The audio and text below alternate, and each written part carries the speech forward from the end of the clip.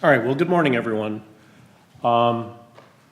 Let's see, my name's Jim Ang. I'm from Sandia National Labs, and I'm going to talk about both a Sandia-led project in the co-design area, an activity that we've been pursuing for many, many years, but also talk about a new project that we're launching called the Vanguard Project, which is actually a project under our Advanced Simulation and Computing Program under the National Nuclear Security Administration. And that project is actually led by Sandia, but it's on behalf of the ASC program, and it includes our colleagues at Lawrence Livermore and Los Alamos. So let me just jump right into this. This graphic shows our view of the co-design process. And as I mentioned, we've been pursuing this for many years. The graphic on the right kind of shows the connection between applications and advanced architectures, ultimately platforms. Between those two ends of the spectrum, we often talk about representing applications with proxy apps. And I think that terminology has actually entered the community. It's quite often used when we talk about high-performance computing and co-design and analysis of how applications would perform on real systems. They're also used to guide platform procurements. On the other end of the spectrum, where we often talk about how the computer architectures are very complex as well, and we want to abstract architectures with abstracted machine models or proxy architectures. And those are useful when we talk about architectural simulation. I'll have some slides to talk about some of our architectural simulation work. I'll also talk about our work with advanced architecture testbeds, which have often been targeting pre-production hardware. When I shift gears and talk about the Vanguard project, I'll be introducing something that's not reflected in this graphic, and that is the need for kind of a balanced view of platforms where we need some intermediate capability between advanced architecture test beds that may often be relatively small scale and our full-scale production, large-scale, high-performance computing systems. And that, again, it's not reflected in this graphic, but I'll spend some time talking about this need for a balance in the kind of an intermediate scale system that may not have the requirements for our production computing platforms, but is targeting our production applications. Let's see if there's anything else I need to say here. No, let me move on. So in the area of our advanced architecture test beds, we've had a series of different ARM platforms that we've done testing with. Let's see, in-house we had an XGene-1 system very early on, and not to denigrate the Applied Micro, but that was definitely a system that would fall into the category of what Garant just described as maybe weird for HPC. We learned a lot about early systems, and for XGene-1, it really brought forward the need to think about data movement capabilities on the whole socket, the whole processor, and not just the number of memory channels that you might have between the processor and main memory. That we moved on from that to a rack, well, actually about 40 nodes of Cavium Thunder X1. We just, let's see, before ISC, we were doing some testing with 4-node pre-production Thunder X2. We had hoped that by this point in time, we would have a rack of Comanche ThunderX2 in-house. Unfortunately, the delivery of our rack was disrupted by Hurricane Harvey and all the flooding in Houston. The good news is our rack was moved up to the second floor, so it was protected from any water damage. But the bad news is it's still sitting in Houston. So at this point in time, we're hopeful that this rack will be delivered to Sandia before the end of October, and so that when we all gather again at supercomputing, we may have some early results on ThunderX2. This would be considered still pre-production, Wave 2 silicon from Cavium. Now farther out in time, we'll have a production ThunderX2 system. We'll also be targeting and preparing for our first Vanguard platform that is again in this kind of intermediate scale.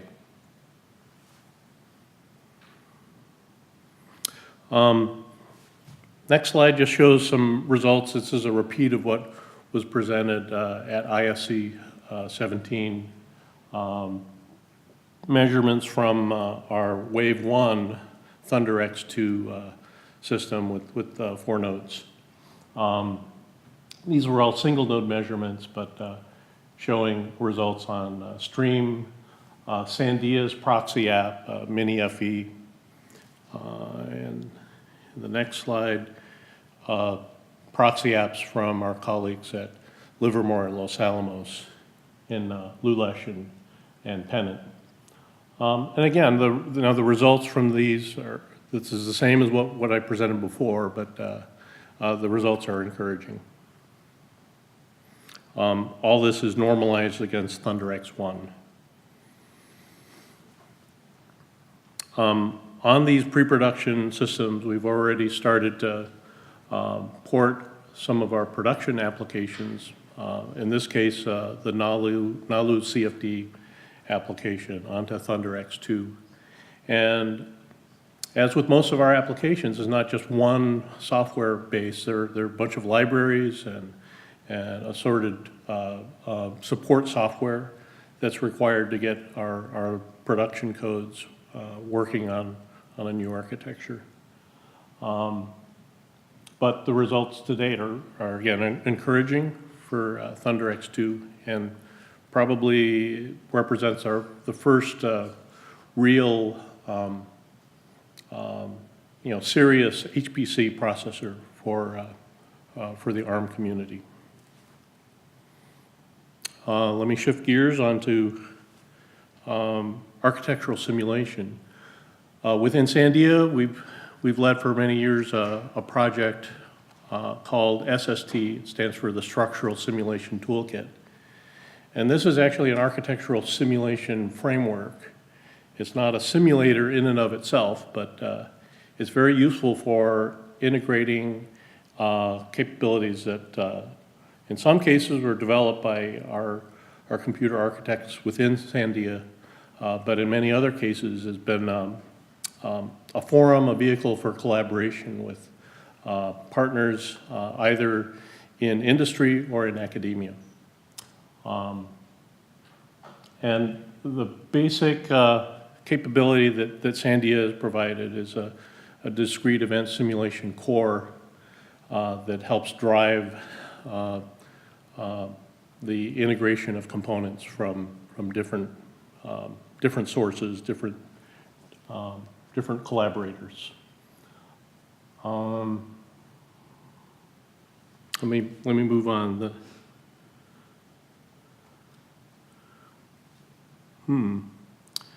So I'm missing one slide. So let me describe we have a library of components that cover memory models, processor models, including interfaces to Gem5, interconnection network models.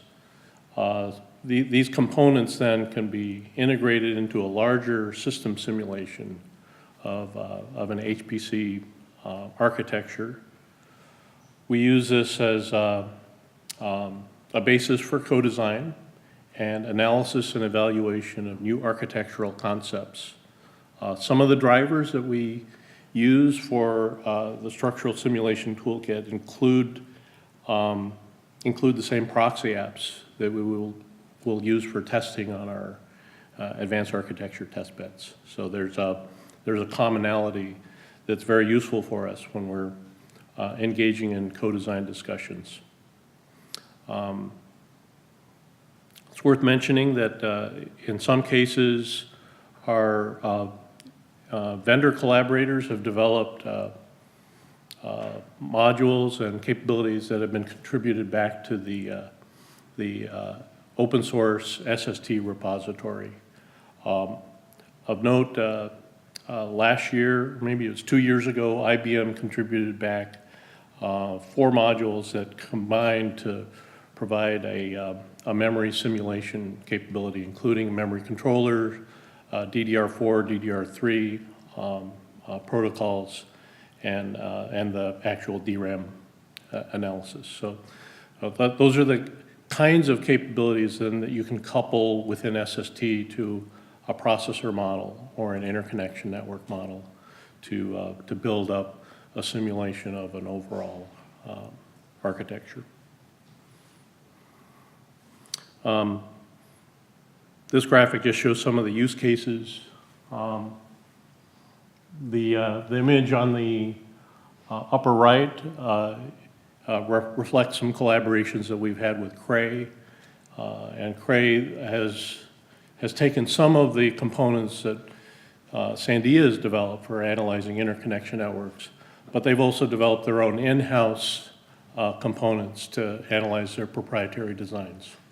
And while that's not something shared back to Sandia or our community, it's still viewed as a very good success, at least in our eyes, because again, the same proxy app drivers that we use for analyzing interconnects can be used by Cray.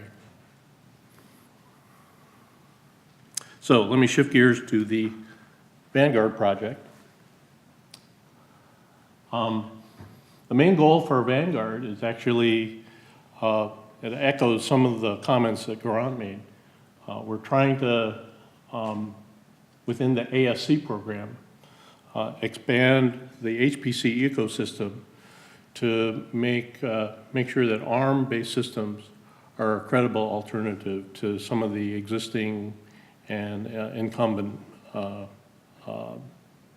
processor and system designs. And to that extent, what we're trying to do is mature the ARM ecosystem both on the software side and on the hardware side. And some of the identified architectural advances that we want to pursue include support for in-package, high bandwidth memory, and support for advanced high performance computing interconnects. This is actually, on the hardware side, this is one of the real benefits we see of pursuing an ARM strategy, where the ARM ecosystem is more open and provides a platform or a foundation to add architectural innovations to the mix. So bottom line, though, is we're looking to leverage the ARM open architecture platform to pursue advances in all of these technologies, but focus on improvements in the performance and scalability of the ASC program's production application codes.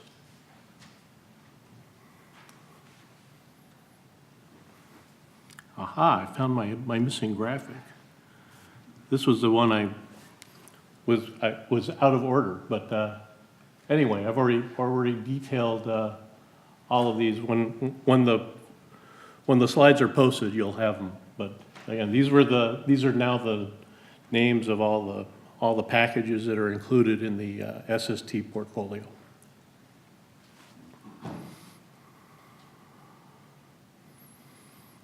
Okay, so the Vanguard project approach, as I mentioned earlier, Vanguard is about filling in a gap between our production, leadership class supercomputers and what are often node or maybe rack scale advanced architecture test beds that will often focus on pre-production hardware. So what we're trying to do with Vanguard is field what we call advanced technology system prototypes. And systems in this range then have kind of fill in a gap. They may not have the same stability as a production leadership class machine, but they are larger scale than the advanced architecture test beds. Because they're not intended to be production machines, they can take on higher risk in terms of advanced technologies, and give us the opportunity to explore other alternative architectures. It's all about balance, though. And the next slide, what we're talking about then are appropriate scale systems, appropriate investments, and an appropriate level of risk. So the idea is we're trying to find a sweet spot in terms of balancing the selection and the choices for what technologies we would invest in with the Vanguard project. But there are definitely higher levels of investment than we would have with test beds, but it's not as large as a production platform procurement. And that's important for us. When we talk about investing $100 or $200 million, that has to be a production platform, and you actually can't take a lot of risk. So the purpose behind the Vanguard project is to give us some additional alternatives and different options where we might be taking more risk, but there should be a payoff for that risk. And again, that's why we talk a lot about balancing and figuring out our alternatives. I'll talk in a little bit about an RFI that's already out on the streets. We've been collecting feedback from industry on that. A key part of Vanguard is actually the software plan. Again, the goal is to accelerate the maturity of the ARM ecosystem for our ASC program.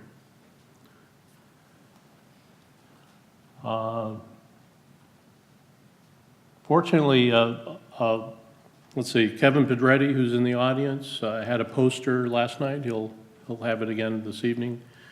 He's outlining his poster talk will outline our interests in the software ecosystem. He'll be also speaking on the panel session this afternoon. So, in the interest of time, I'll move ahead, but the software ecosystem includes our programming environment, our runtime operating system, our tools for managing jobs, and our tools for managing systems. I'll move on. Within the ASC program, our drivers for the software stack include support for our multiphysics applications. And in some cases, they're Fortran-based, and in other cases, we're using heavily templated C++ applications. In almost all cases, we're talking about having many libraries and packages that are integrated to make these applications work. Overall, probably on the order of 1 million lines of code for some of our applications. within the Advanced Simulation Computing Program, ASC program, the software stack includes integrating the efforts from the teams within Sandia National Labs, Los Alamos, and Lawrence Livermore. And then that team in turn will be working with the system integrator that's selected for Vanguard, or Vanguard systems, and potentially other software partners. All right, let me move on. In terms of collaboration roles, I mentioned we have an RFI out on the street, request for information. The plan is that sometime after supercomputing, request for proposals would be issued. From that competitive process, a system vendor would be selected to integrate and deliver our first Vanguard system. Depending on what that system vendor proposes, we will possibly have a second RFP to deal more with the software environment. But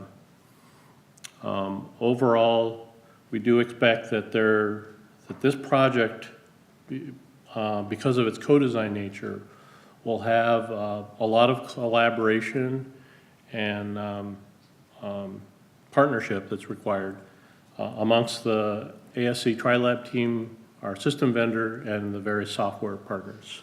And listed below, including Linaro and OpenHPC and ARM itself, are some of the potential partners and collaborators in the software space.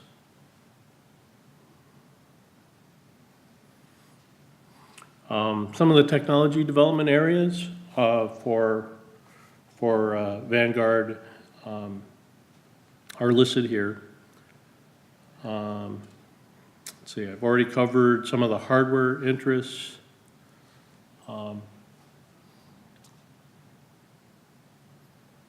Kevin is also very involved with Ron Brightwell, who's joined us now on the research side of OS and runtime, including R&D and lightweight kernels. And so some of those experimental software stacks are priorities for the kind of research collaborations we would pursue under Vanguard.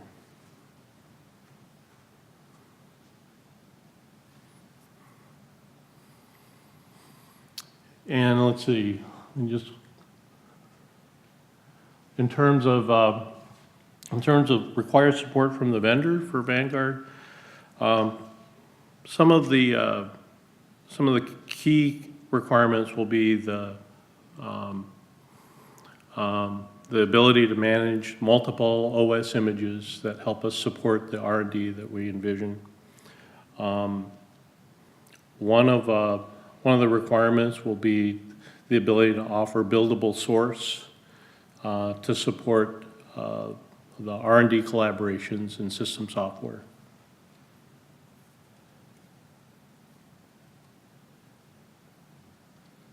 And again, I expect Kevin will have more to say on this when he participates in the panel session or at his poster talk.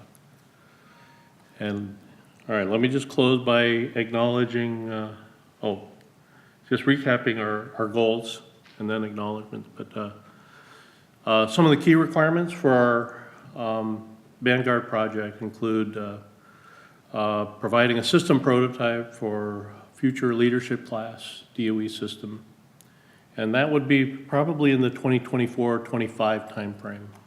So while Vanguard is targeting 2019, the advanced architecture concepts that we're trying to develop credibility for are actually farther out. Let's see, I already mentioned our interest in on-package memory and advanced architecture interconnects. Ultimately, we view this as a project that gives us an opportunity for holistic co-design of new hardware that includes software. And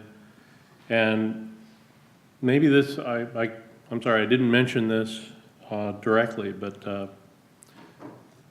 Vanguard project itself will still have room for advanced architecture test beds, where we can exercise some of the capabilities within ARM to explore through test hardware, also node level advanced architecture concepts.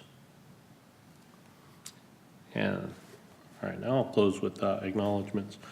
Acknowledgements of our ASC program, our advanced architecture testbed team, the SST development team, now the TriLab Vanguard team, and then our collaborators in industry.